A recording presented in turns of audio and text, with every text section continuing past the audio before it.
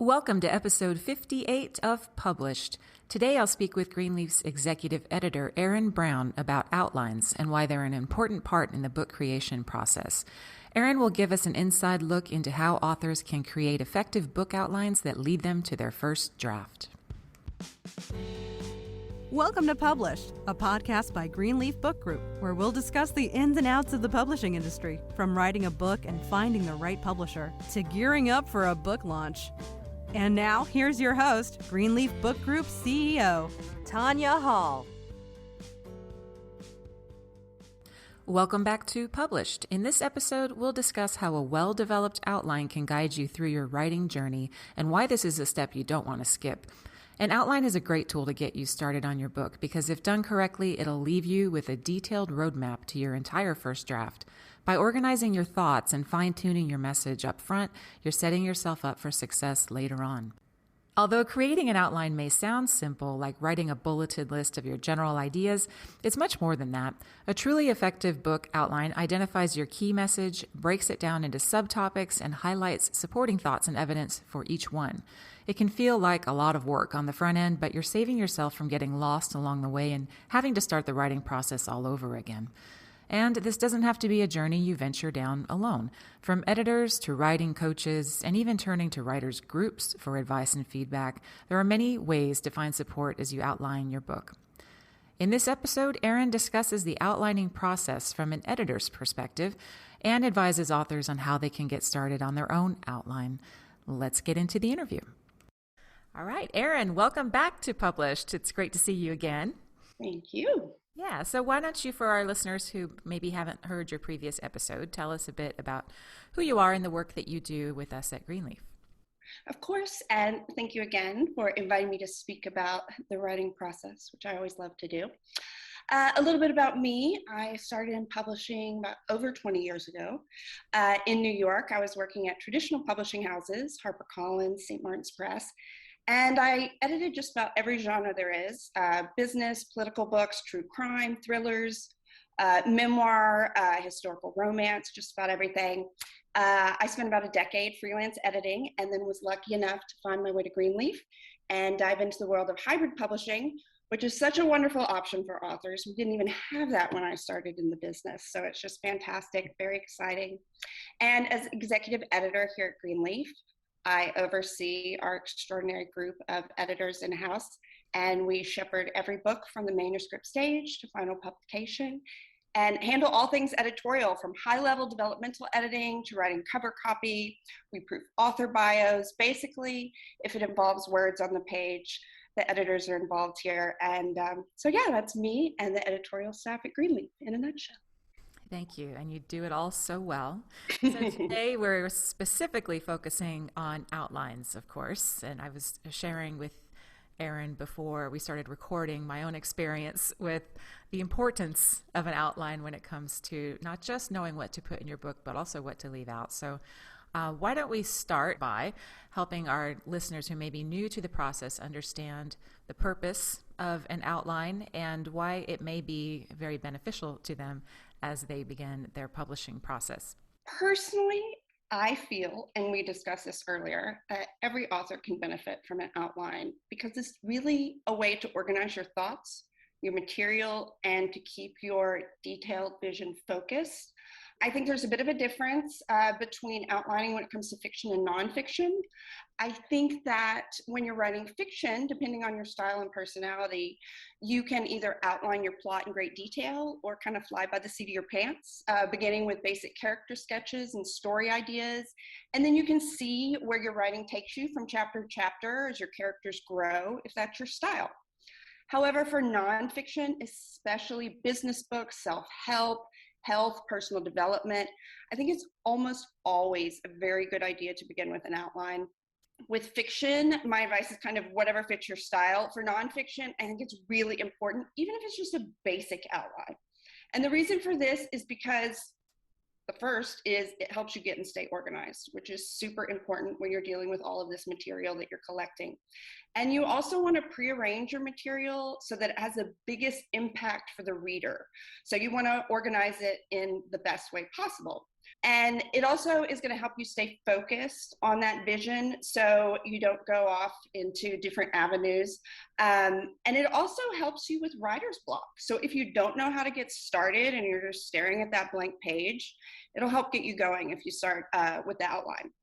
And so really overall, for nonfiction especially, outlines are incredibly effective for writing a very effective book. Mm-hmm. My thoughts. Agreed. And it's also very reassuring to know that you sort of have this roadmap there for you when you're thinking about just the very involved journey of writing a book. So let's start with helping people understand the general steps then of creating an outline, and perhaps you can give us a high-level overview of the main elements that should include. Yes, and again, it's different with fiction and nonfiction, so I'll start with fiction just briefly. So for fiction, an author should decide on your story structure to create the outline. You have your opener, an inciting incident that changes everything. You want a series of crises that build tension. You have the climax and an ending. But of course, there's also great story structures for fiction. You can look these up. You have the hero's journey, the 7-point story structure, the 3-act structure. All of these things you can decide upon in advance and then map those out in your outline. You also want to create your character journeys and their arcs in the outline and their backstories. Sometimes you can create an entire backstory that the reader will never get all of these details, but it helps you as the author get to know your characters. And so you can really grow these character personalities. And of course, you want to map out your plot in the outline. It depends on how detailed you want to get. You can write synopses for each chapter in present tense. For instance, Sarah confronts her sister who's chasing after her boyfriend and then plots her demise. So that would be one chapter. But how detailed you want to get is up to you.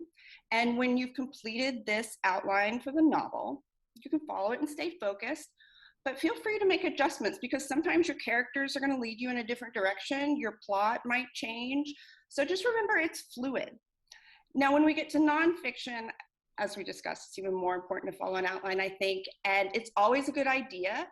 I always recommend to my authors, just start by writing a short summary of your book, just a paragraph. Pretend that you're writing almost cover copy or giving an elevator pitch to someone. So you want to include your theme, your unique hook, what makes it different than what else is out there, the problem you're trying to solve for the reader, the main points, and reader takeaways. So this can all be in a short paragraph. Next, you want to write summaries of your chapters, brief paragraphs of the topics you want to cover. So this is when you're deciding on your key points and arguments. And these don't need to be in order at this point. You're just writing down everything you want to include. So then you can play around with the order. So you can mix and match. A lot of people like to use Post-its, and so you can easily move them on a board if you want. And this is when you're really creating the table of contents and you're figuring out where the material will be strongest. And you can list each chapter by number once you get to this table of contents point and just write a brief one-line summary next to each. And so that's how you create that outline. And again, even for nonfiction, this outline can change as you move along and see what works, see what material is stronger than others. And so don't be afraid to write the outline. Just know it can change if you need it to.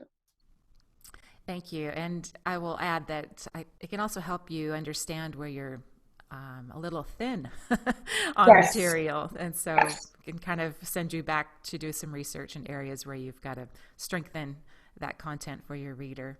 Yes. So, now, is there an ideal or even typical length for an outline? It really all depends on how detailed you want it to be. I don't think there's really a set answer. Some authors just need a one-page table of contents with a brief summary sentence for each chapter to keep them on track. Other authors, again, this depends a lot on your personality. Some want chapters outlined in great detail, where they even want what's going to be in their opening paragraph, what's their support. That could be end up being 20 pages or more. So it really does vary. One thing an author can remember when creating the table of contents, most books have between 5 and 15 chapters. 5's on the very low end. So that's just a general idea as you're putting together this outline and table of contents. Anything more or less than that would be kind of out of the ordinary. Okay, good. Now, a lot of nonfiction authors, I suppose, would have pre-existing content, whether that's articles or content from presentations that they've delivered and so forth. How can they best take advantage of that pre-existing content when considering their outline? And it's a little bit of a leading question, but should they just try to cram all of that stuff in for the sake of kind of knocking out some big chunks of word count on the front end, or is there more discretion needed? Well, I think that you can draw from your content, especially in the outline stage when you're creating synopses of the chapters, when you're figuring out the kind of material to present. Depending on what kind of book you're writing, you always want to create as much new content for the reader as you can. So we try to discourage just taking all sorts of material that's been published someplace else or on websites, but you can definitely use it as content guides. And I think that especially when you're mapping out the specifics of chapters, and you're really looking through that already published material to find your hook, to find anecdotes you can use, you can take bits and pieces from that material. And I also think you can get key points, some evidence, facts, also research, studies from material you already have, and order these in a logical way. If you do want to include these, you're really going to be able to take this existing material and figure out if it works, where it works. But I would usually use the material itself to craft the content versus just cutting and pasting as a new book, because you really do want to offer the reader something new that they can't find anyplace else. So definitely use that existing content as your ideas, as your theme. You can use some of the stories. So yeah, it's kind of we always like to recommend to use it as to really supplement your content, and especially in this outline stage, but you don't want to take all of it and just make that your book if possible. Yeah. And it probably should also advise that you'd want to make sure that you have the rights to put whatever you've previously published into your Always. book. Yes. Always. Careful. Then that certainly makes the argument for new content a little stronger. So going back to not so much the length, but the specificity of the outline. So how down in the weeds, shall we say, should an author get? Should they keep it just sort of loose and, like you said, have a roadmap for what they're going to write? Or is it beneficial to take the time to get down into a more micro level in terms of the direction of the content? Yeah, I think there's a lot of factors involved, not only fiction or nonfiction, but also your subject. If you're getting very technical, it can be more helpful to really get in there, include a lot of detail, because you want to make sure you've included everything. You don't want to leave anything out. Writing fiction, of course, you have more leeway to change this outline as you move along. Plot lines are fluid, characters can grow. But with nonfiction, you can make changes if certain material isn't working, if you decide to reorganize. So there's also some pros to keeping it a little more loose, even if you just have that mentality that it's loose, because you want to be able to change it if you don't have enough material for certain sections, if it's not working in the order you have it. You want to be able to modify that and go into it with that mindset. But a lot of this also depends on your personality as a writer. If you're type A, you're probably going to get in there and want to get all the details and have everything you need already from the beginning written down. But again, if you're more kind of let's see what happens and just the basics, then you can get away with a loose outline. But I think it's more about the mindset, really just go into it knowing that this outline can change. And a lot of times it should change depending on the order of chapters and how to strengthen the experience for the reader. Now, we were talking a bit about extra content and whether to smush all of that into your outline just for the sake of having it. And I want to revisit that, because let's assume that things don't fit into the outline, or as you're writing, you decide something isn't quite working and you've got to cut that out. Can you give any, that's heartbreaking for an author. So can you give any advice to somebody who finds themselves in that situation? Yeah, I think this is when it's always helpful to have an editor make these decisions for you. But there's definitely a difference between what an author thinks is great content and what might be great content for the book you're writing. So you really want to take the time to consider whether it's truly relevant content or if it's simply material you're very partial to. So if it's truly great content for the current book, you should be able to find a place to fit it in if your outline is strong. And perhaps an outline adjustment is in order to get that to fit in, but maybe that great material actually belongs in another book. You need to set it aside for that one, save it, or you can always use it as extra content, like as a valuable nugget on your website or something like that. You can offer the reader at a later time. But yeah, sometimes as authors, we get really attached to the wording of something or a story. And a lot of times you have to step back and let that go if it's not something that's going to strengthen your book or add something of value to the reader. You can use it in the next book or put it online somewhere. Yeah, great advice. Now, you've worked with countless authors to go through this process. So what are the biggest mistakes and challenges that you see authors encounter specific to outlines, and how can our listeners avoid those? Well, I think that a lot of authors are really intimidated by the word outline, so they don't know where to start.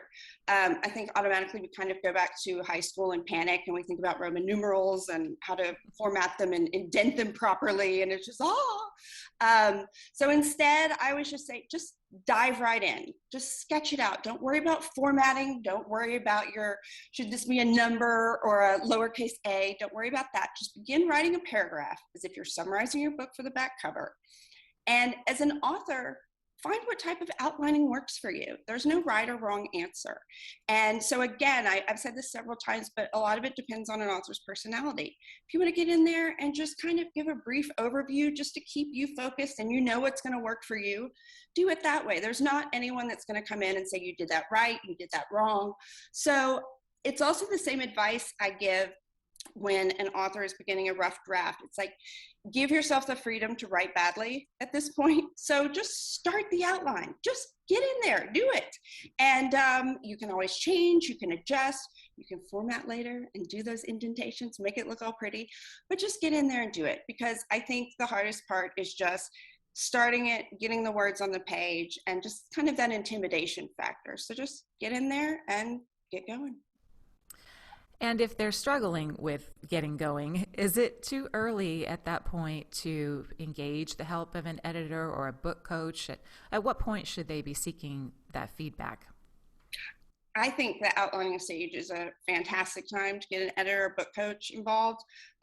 Here at Greenleaf specifically, I work with so many authors during the manuscript development stage, and a lot of times authors come to us with great ideas and a little bit of material, and we help them shape it into a rough draft, and that almost always starts with an outline, because this is the best time at the ground level to really map out what makes your book unique, what your theme is, what your structure is, what is going to make it the strongest for the reader. Because if you've written the whole thing, it's a little hard to come back and go, oh, that's right, I should have thought about what makes this unique. I should have thought about the best way to lay this out.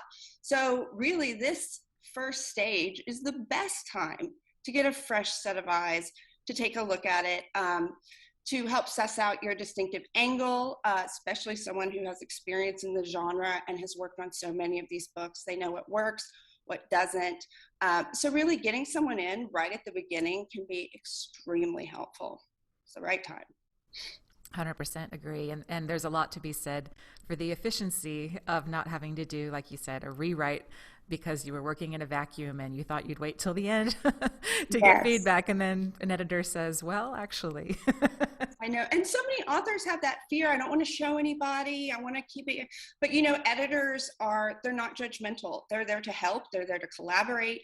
And so when you get someone in there that really is going to give you that expertise and that help, I think authors realize, oh, why didn't I do this earlier? And so you can do it at the beginning. Yes, it's a true partnership. Mm-hmm. Well, you've been great as always, Erin. Any parting advice for our listeners who may be about to start the outlining process themselves? I think I just want to reiterate, start with the basics and just do it. Get in there, start writing. Remember that an outline is adjustable, so don't be intimidated. remember that you're in control. You're in control of your outline. Don't be afraid. And again, at the beginning, this is when you want to establish and remain focused on your unique theme, your hook, and your general structure. And if you do that, you're golden, even if some of the details change along the way. So just do it, like Nike says. Awesome. Thank you so much, Erin. You've been wonderful. Sure. Thank you.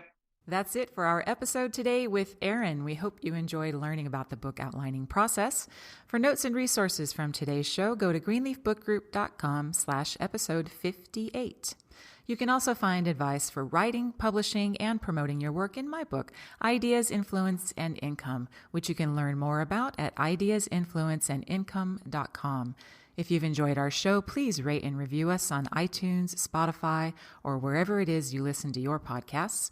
It means a lot to have your feedback and will help us make sure we're answering your publishing questions. A big thank you to Eleanor Fishborn, who produces the Published podcast. We'll be back next month with another new episode. Thanks for listening to Published. To learn more, please visit greenleafbookgroup.com. And remember to subscribe to this podcast on iTunes.